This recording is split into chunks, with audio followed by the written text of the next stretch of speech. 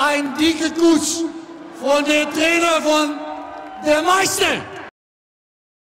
Servus, Glück auf und herzlich willkommen zum weiteren FC Bayern Talk, FC Bayern Reaction zur Vorstellung von Sacha Boey. Ich hoffe, ich spreche es richtig aus, ich werde es jetzt vielleicht gleich herausfinden. Und da würde ich sagen, nicht lang schnacken, rein in den Bums.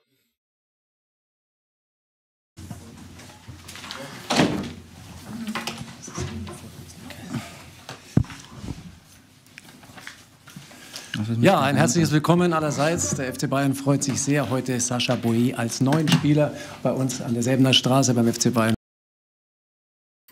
Freut sich sehr, heute Sacha Boey als neuen Spieler. Er sagt Sacha Boey. Bei uns an der Säbener Straße beim FC Bayern vorstellen zu dürfen. An der Seite von Sportdirektor Christoph Freund. Herzlich willkommen. Hello, Sacha.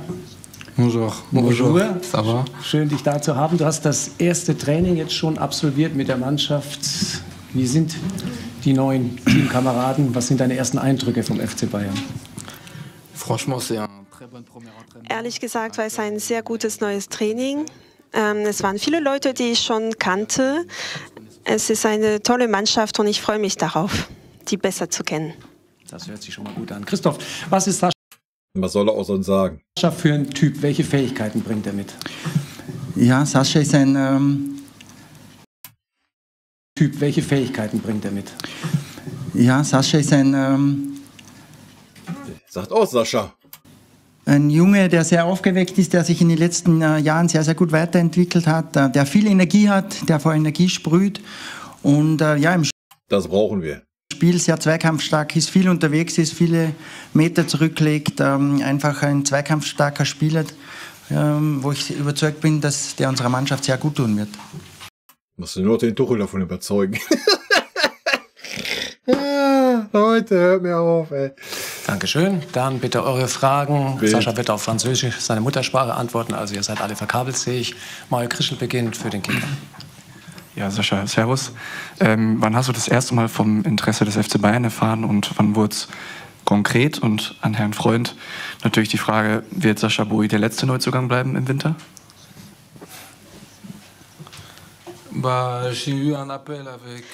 Ich habe einen Anruf bekommen und alles ist gut gelaufen. Es war vor kurzem. Ich wusste, dass es vielleicht Möglichkeiten gäbe. Ich war geduldig und ich habe viel gearbeitet. Als wenn er da jetzt die genauen Daten sagt oder was, worauf die wieder hinaus wollen, ne? Ja, ich weiß schon, worauf die hinaus wollen. Wieder so, ja, sie waren ja gar nicht die erste Wahl, Blasels. Sascha der letzte Neuzugang sein wird, haben Sie gefragt, oder? Im Winter, ja. War unser Plan. Es ist nicht ganz auszuschließen, dass aufgrund der Situation, wie sie sich jetzt darstellt, dass wir noch was machen. Wir sind gerade in Diskussionen, wie wir diese ja nicht ganz einfache Situation mit den vielen Verletzungen bewerkstelligen in den nächsten Wochen. Aber wir werden einen Weg finden. Muss nicht unbedingt ein Neuzugang sein. Das denke ich doch auch, dass man da einen Weg findet. Ne? Nächster ist Torben Hoffmann für Sky. Ja, herzlich willkommen. Mit welchen Ambitionen und Zielen bist du jetzt zum FC Bayern München gewechselt? Und Christoph, eine Frage auch nochmal an Sie. Brian Zaragoza ist ja ein Name, der auch gehandelt wird, der ja im Sommer sowieso schon kommt. Wie wahrscheinlich ist es, dass es da jetzt eine Einigung mit Grenada auch geben wird, dass er jetzt im Winter schon zum FC Bayern wechselt? Danke. Also die Frage an Boey ist natürlich wieder grandios.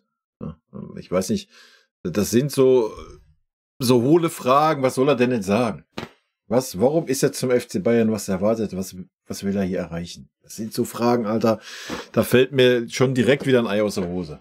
Da kommen die üblichen Floskeln, was soll er auch sagen? Soll er sagen, nee, ich komme zum FC Bayern, um mich hier auf die Bank zu setzen, ich möchte mich nicht weiterentwickeln mit meinen 23 Jahren, ich möchte kein französischer Nationalspieler werden.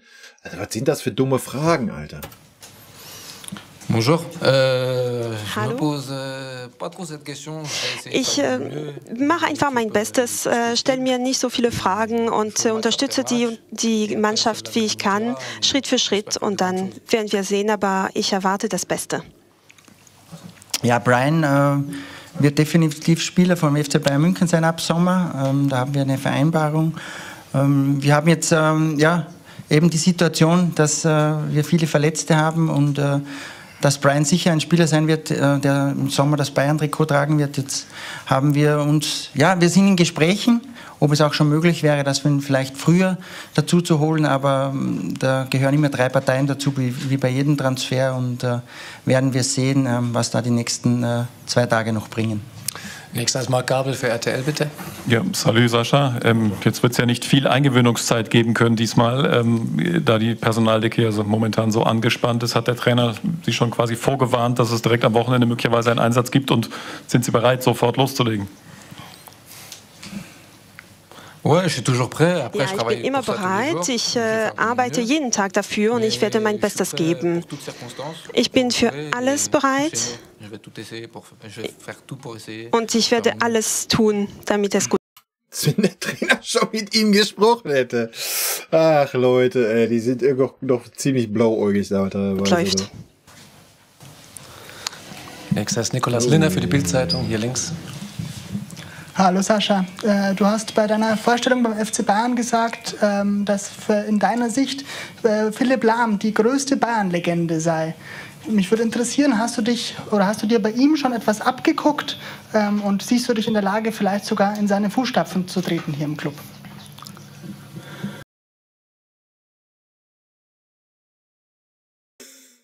Es ist eine der größten Legenden. Ich habe ihn viel angeschaut, als ich jünger war. Und er ist einer der Besten. Und wenn ich so gut wie er sein kann, dann natürlich. Aber ich werde alles dafür tun. Dann hier in der Mitte, bitte, ja. Bonjour Sacha, Thomas Bard de l'AFP pour l'agence France Presse. Vous arrivez dans un club où il y a beaucoup de Français, il y a Dayo, Upamecano, Kingsley. Du kommst in einem Club mit vielen Franzosen, Kingsley, Upamecano, Matisse. Hat das Ihre Entscheidung beeinflusst? Ist es vielleicht einfacher für Sie? C'est l'un des plus grands clubs du monde. Après,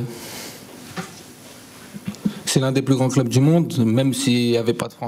ist einer der größten Vereine. Auch wenn keine Franzosen in der Mannschaft gewesen wären, hätte ich alles getan, um hier hinzukommen. Natürlich kenne ich Matisse und das hilft. Ja, klar. Ich glaube, er wird uns richtig gut tun. Macht auch so den Eindruck. So, will nicht lang schnacken, weißt du, will loslegen, will Gas geben, so kommt er rüber und ich freue mich drauf. Links hat Julian Buhl für T-Online. Was genau hat Ihnen Mathis Tell schon über den FC Bayern erzählt und wie sehr freuen Sie sich auch gerade auf das Zusammenspiel mit ihm, den Sie ja gut kennen schon? Und eine Nachfrage noch an Herrn Freund. Ist Zaragoza jetzt die einzige Option für eine Winterverstärkung oder dass Sie sagen, wenn noch einer kommt, dann er? Oder haben Sie auch noch weitere Optionen im Kopf? Matisse hat mir gesagt, dass es einer der besten Vereine ist und ja, das musste ich Matisse aber auch nicht extra sagen, oder? Das ist ein Verein, der alles gewinnen will und das hat mich natürlich beeinflusst, ja. Ja, wie vorher schon gesagt, es ist gar nicht sicher, dass wir noch was machen jetzt im Winter, weil es wird ja auch so sein, dass die nächsten Wochen hoffentlich einige Spiele wieder zurückkommen und auch Afrika Cup und Asien Cup ist dann wieder zu Ende und darum kann ich dazu jetzt nichts Konkretes sagen oder irgendwelche Spekulationen losfahren. Ja, und mein Gott, dann musst du mal den Kretzig ein bisschen spielen lassen, Alter, wenn du den nicht noch abgibst. Oder ansonsten muss ein anderer aus der Jugend mal hochziehen, der ein bisschen auf der Außenbahn da abgeht. Und nochmal, du kannst auch einen Davis eine Position nach vorne schieben, in der Defensive ist er eh Murks. Vielleicht ist er dann in der Offensive mal ein bisschen effektiver. Ist doch auch kein Problem. Guerrero, linker Verteidiger, Davis davor, rechter Verteidiger haben wir jetzt verpflichtet. Ist doch alles tutti. Ja? Und man darf nicht vergessen, auch noch einen Müller, ja? der auch seit Wochen nicht spielt. Du kannst auch Müller aufstellen. Ja? Vom Tell will ich gar nicht erst anfangen. Also, dass wir jetzt unbedingt was tun müssen, weil Kingsley Coman verletzt ist, fühle ich persönlich nicht. Sage ich euch ganz ehrlich.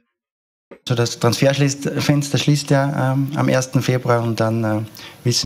Klar, wenn ihn Zaragoza vorher kriegen würdest, aber kann ich mir nicht vorstellen. Er will seinen Heimatclub noch vor dem Abstieg bewahren und will dann nicht im Vorfeld so eine Art flüchten. Das kann ich mir nicht vorstellen. Also von daher glaube ich nicht, dass das realisierbar ist. Wäre natürlich schön, klar, wenn er im Sommer kommt. Ja, aber ich kann es mir nicht vorstellen. Wissen wir ganz genau, was noch passiert oder nicht passiert ist. In der letzten Reihe, bitte. Valentin Solle, München TV. Bienvenue à Munich. Et comment se sont tes premiers jours ici? Willkommen in München. Wie sind die ersten Tage gelaufen? Es ist wie in einem Traum. Es ist sehr intensiv, ja, aber es ist für mich eine Riesengelegenheit zu zeigen, was ich kann und für diesen Verein zu spielen. Dann die Bild-Zeitung nochmal bitte vorne, Nikolaus Linner. Noch eine Frage an Christoph Freund wegen Brian Zaragoza.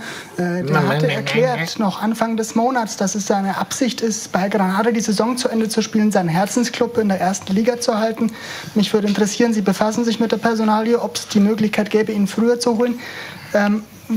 Alter, hat er doch gerade schon beantwortet, die Frage. Junge, du musst mal aufpassen, wenn du da mit in der Reihe sitzt. Aber was will man verlangen vom Bildreporter? Was ist denn seine Situation? Wäre er gewillt, den FC Granada jetzt schon zu verlassen? Wie schon gesagt, da gehören immer 3 Parteien dazu. Der Brian hat dem Verein viel zu verdanken. Es ist auch umgekehrt so. Darum kann ich dazu jetzt auch nichts ganz Genaueres sagen, weil alles noch sehr kurz. Wer hätte das gedacht? Kurzfristig ist. Aber das stimmt, der Brian ist sehr verwurzelt mit diesem Verein. Nebendran Manuel Bunke für Merkur und TZ. Auch eine Frage an Herrn Freund. Herr Freund, die Ablösesumme war jetzt für den Wintertransfer doch eher hoch, sage ich mal. Aber natürlich auch für Wintertransfer eher hoch. Naja, ich denke einfach mal, wenn er Marktwert von 22 Millionen hat, wenn du dann 30 oder maximal 35 zahlst, mit Bonus vielleicht irgendwann, dann ist das der Preis, den du im Winter zahlst, ne? Ist halt kein Sommertransfer. Perspektivisch gedacht, spüren Sie da auch irgendwo ein bisschen Druck, dass quasi diese Transfers, für die Sie auch stehen sollen, aus jemandem ja scheinbar unbekannten Topspieler zu machen, also verspüren Sie da besonderen Druck oder wie gehen Sie damit um? Das sind dann doch einige Summen jetzt im Vergleich zu Salzburg. Ja, aber er macht ja nicht aus dem Spieler den Topspieler. Das muss ja, wenn der Trainer machen. Bin sehr gespannt, der das mal hinkriegt, einen Spieler zu verbessern. Mit denen Sie jonglieren auch. Ja, ganz klar. In der Relation sind es ähnliche Summen, auch wenn man das in der Relation gegenüberstellt. Ich freue mich drauf, dass Sascha jetzt bei uns ist und nicht verspüre da keinen Druck, sondern ich freue mich drauf, was in den nächsten Monaten, nächsten Jahren wir mit ihm erleben können, dürfen. Und ich bin einfach überzeugt, dass er sich richtig gut entwickeln wird, dass er ein richtig guter Typ ist, dass er hart arbeiten wird und dass er dem FC Bayern ja viel geben kann. Und darauf ja. Ich gehe damit. Da freue ich mich und verspüre keinen Druck. Ne? Dann haben wir noch 1, 2 Fragen wahrscheinlich. Marc Gabel wieder für RTL. Nochmal eine Frage an Herrn Freund. Wie sehr behadern Sie eigentlich so ein bisschen mit der aktuellen Situation? Jetzt sind es 4 Verletzte in 2 Spielen gewesen, was natürlich bei einer ohnehin schon relativ angespannten Personalsituation das Ganze natürlich wirklich dramatisch macht. Und jetzt kommen ja erst die so wichtigen Spiele. Gladbach ist jetzt auch wahrlich kein Lieblingsgegner des FC Bayern, danach Leverkusen, Champions League, also es geht munter weiter und jetzt ist es eigentlich angespannt, wie es schon lange nicht mehr war. Ja, es ist so, wir hadern nicht, wir können es nicht ändern. Natürlich ist es bitter, wenn dann 4 Spiele ausfallen in so kurzer Zeit, aber es ist ja auch wieder eine Chance für andere Jungs, wir werden zusammenstehen, es ist eine kleinere Gruppe, es kann eine Energie entstehen und so gehen wir das Ganze an und freuen uns jetzt auf die großen Herausforderungen. Es kommen ganz wichtige Wochen auf uns zu und wir wollen da eine richtige Energie erzeugen und jetzt erst richtig Gas geben. Torben Hoffmann wieder. Da wollte ich nochmal konkreter nachfragen. Die Ausfallzeiten bei den meisten sind ja mehr oder minder bekannt. Bei Josh ist es so ein bisschen unabsehbar. Ist jetzt mit der Schlinge aufgetaucht beim Fanclub. Können Sie da ein Update geben, ob es zum Wochenende reicht? Ja, zum Wochenende wird sicher nicht reichen. Das geht sich nicht aus. Ja, die Schlinge schaut jetzt sicher schlimmer aus, wie es wirklich ist, aber es muss jetzt mal ruhig gestellt werden. Die ersten Tage sind da sehr, sehr wichtig und dann schauen wir von Tag zu Tag. Aber wir hoffen schon, dass es ein absehbarer Zeitraum ist. Aber also Leverkusen, sag ich mal, weil das ist natürlich auch das große Spiel. Ja, das werden wir sehen. Ja, genau. Wir spielen uns jetzt ein mit mit dem Pavlovic und so weiter und das wird richtig gut klappen und dann kommt der große König Kimmich einen Tag vorm Leverkusen-Spiel wieder ins Training und dann wird er aufgestellt in die erste Elf oder was. Also dann habe ich ohne Scheiß ich meine, ich habe den Glauben an Tore schon verloren, aber dann verliere ich ihn ganz, wenn dazu kommen sollte. Wie sich das jetzt entwickelt, ja, die nächsten Tage und nächste Woche, wie sich das auch mit Schmerz darstellt. Ja. Mario Krischl nochmal. Ja, Sascha, du hast ja schon mal hier gespielt in dieser Saison. Was waren denn deine ersten Eindrücke von der Arena? Und Herr Freund, in den 2 Spielen ist er ja auch durchaus aufgefallen. Hatten Sie ihn vorher schon auf dem Schirm oder was hat er da für einen Eindruck auf Sie hinterlassen?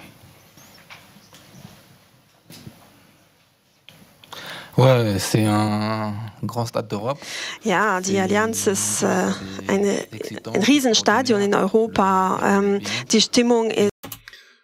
Jetzt mal ganz ehrlich, alles, was er jetzt sagt, kann man ihm nicht abnehmen. Weil er kommt von Galatasaray, Alter. Wir können ja gerne mal die Stimmung von Galatasaray mit der Stimmung in unserer Allianz Arena vergleichen. Also ich denke, stimmungsmäßig ist das schon Downgrade. So ehrlich muss man wohl leider sein. Ist unglaublich. Und ich habe mich sehr gefreut, dass ich hier schon mal spielen konnte und ich hoffe, dass ich mein Bestes geben werde in der Zukunft. Ja, ich habe Sascha davor auch schon gekannt. Natürlich in den Spielen ist er uns auch noch mal aufgefallen, weil er einfach sehr intensiv gespielt hat. Galatasaray hat generell einen sehr guten Fußball gegen uns gespielt, waren wirklich schwierige Spiele. Yep. Und Sascha ist da auch noch mal herausgestochen mit seiner Art und Weise und vor allem mit seiner Energie, die er auch am Platz immer wieder versprüht. Dann der französische Kollege nochmal, bitte, ja. Le Bayern très tôt, on savait déjà que le Bayern cherchait un latéral droit. Schon früh, dass FC Bayern einen Rechtsverteidiger gesucht hatte. Was war Ihr erster Eindruck, als der FC Bayern Sie zum ersten Mal kontaktiert hat? Spüren Sie etwas Druck? Non, franchement, je me mets pas trop de pression. Naja, ehrlicherweise muss man sagen, dass der französische Reporter auch keine schlaue Après, c'est sûr que c'est de la fierté. Nein, kein Druck. Natürlich, es ist eine Ehre und ich freue mich riesig. Ich bin positiv aufgeregt, aber ich nehme alles Schritt für Schritt und Training für Training und ich werde mein Bestes geben. Dann vielen Dank. Merci, Sascha. Vielen Dank. Natürlich am Schluss noch das obligatorische Bild. Schluss, wie immer, ein Foto mit dem neuen Trikot. Und der Na, sag ich doch.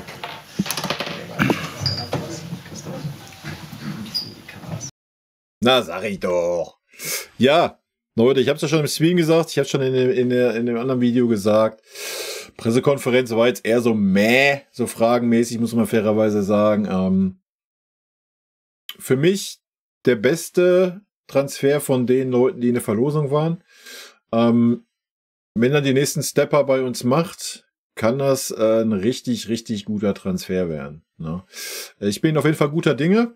Jetzt müssen wir natürlich hoffen, dass Tuchel Bock auf den Spieler hat. Ja, ist natürlich nicht sein Wunschspieler, sondern der Wunschspieler des Vereins. Ich bin sehr gespannt. Ja, wir werden genug Themen haben die kommenden Wochen, Leute. Ich garantiere es euch. Ja, ich freue mich auf jeden Fall auf den Spieler und von daher, Leute, rot-weiße Grüße gehen raus, ne? Bleibt gesund. Ich hau euch noch den Abspann rein. Bis dann. Und so, ach hier, ganz vergessen, ne? Leute, das muss ich auch mal wieder einführen hier. Hier gucken so viele Leute zu, die gar nicht den Kanal abonnieren. Also von daher, Leute, ne? Gönnt mal, lasst ein Abo da. Vielen lieben Dank, dass ihr euch das Video bis zum Ende angeschaut habt. Vielen lieben Dank für euren Support. Wie immer, lasst gerne einen Daumen da. Ich freue mich auch über jeden Kommentar, der geschrieben wird. Und in diesem Sinne nochmal rot-weiße Grüße gehen raus. Und jetzt zum Abschied noch ein paar nette O-Töne von unseren vergangenen Trainern. Ein dicker Kuss von der Trainer von der Meister. Was das Allerwichtigste ist, weil wir wissen, dass er ein guter Kerl ist. Wir sind schockverliebt in meine Mannschaft. Also ich fand, das hat Spaß gemacht zu coachen. Ein Trainer ist ein Idiot. Ein Trainer sehe, was passiert im Platz. dahin bist du eher Trainer und wenn du viele Spiele hast, bist du mehr Coach als Trainer und ich bin schon lieber Trainer als Coach. Geiler Satz.